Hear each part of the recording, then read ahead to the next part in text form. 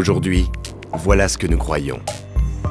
Une panne, une erreur ou une attaque informatique peut mettre à terre l'organisation d'un hôpital, de sa partie opérationnelle jusqu'à sa partie financière. Car oui, personne ne peut assurer la sécurité de nos données.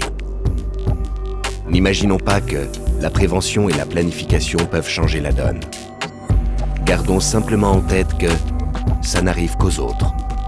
Bien sûr, il est impensable de croire qu'il est encore possible d'agir face à cette menace invisible. Car une chose est sûre, les objets connectés ne pourront rien contre les ransomware. Et si nous mettons en place une stratégie efficace, les pannes et les erreurs humaines réduiront à néant nos efforts. N'oublions jamais cela. Les hackers prendront toujours le dessus sur les experts qui nous protègent.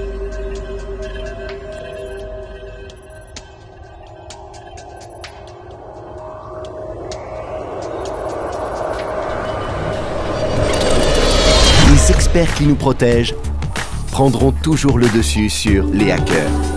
N'oublions jamais cela. Nos efforts réduiront à néant les pannes et les erreurs humaines. Et si nous mettons en place une stratégie efficace, les ransomware ne pourront rien contre les objets connectés. Car une chose est sûre, il est encore possible d'agir face à cette menace invisible. Bien sûr, il est impensable de croire que ça n'arrive qu'aux autres. Gardons simplement en tête que la prévention et la planification peuvent changer la donne. N'imaginons pas que personne ne peut assurer la sécurité de nos données. Car oui, de sa partie opérationnelle jusqu'à sa partie financière, l'organisation d'un hôpital peut mettre à terre une panne, une erreur ou une attaque informatique. Aujourd'hui, voilà ce que nous croyons. Tous les établissements sont exposés aux erreurs, aux pannes et aux attaques. C'est pourquoi il est crucial que le risque cyber soit pleinement considéré dans le pilotage stratégique global des risques des établissements. C'est de la responsabilité et de la priorité du directeur d'établissement de coordonner les actions à tous les niveaux de l'organisation, pour que chacun joue un rôle dans sa protection. Notre expérience nous l'a prouvé. Rien n'est possible sans une planification méthodique de la gestion des risques. Pour éviter ce péril sanitaire et financier, il vous est possible d'agir à plusieurs étapes. Se protéger, c'est discerner ses points faibles. C'est pourquoi il est essentiel de comprendre sa surface d'exposition au risque en faisant l'inventaire de tous les systèmes connectés de l'établissement, qu'il s'agisse des IT, c'est-à-dire les serveurs, les ordinateurs, les logiciels, ou des OT, que sont les appareils connectés médicaux ou non.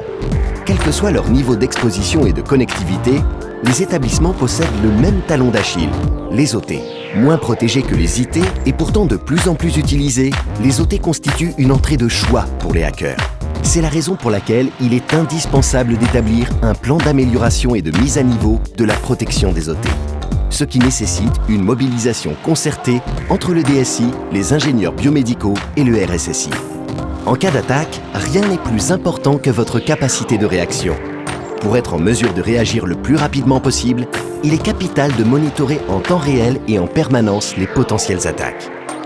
Apprendre à gérer le risque cyber, c'est savoir anticiper et maîtriser les incidents, mais aussi s'y préparer et savoir les réparer pour garantir la continuité des activités.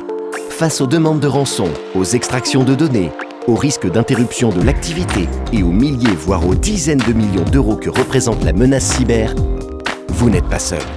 Cham vous accompagne et noue des partenariats avec des experts de la protection cyber qui développent des solutions technologiques innovantes pour vous aider à protéger votre établissement, garantir la continuité de l'activité et sécuriser les soins.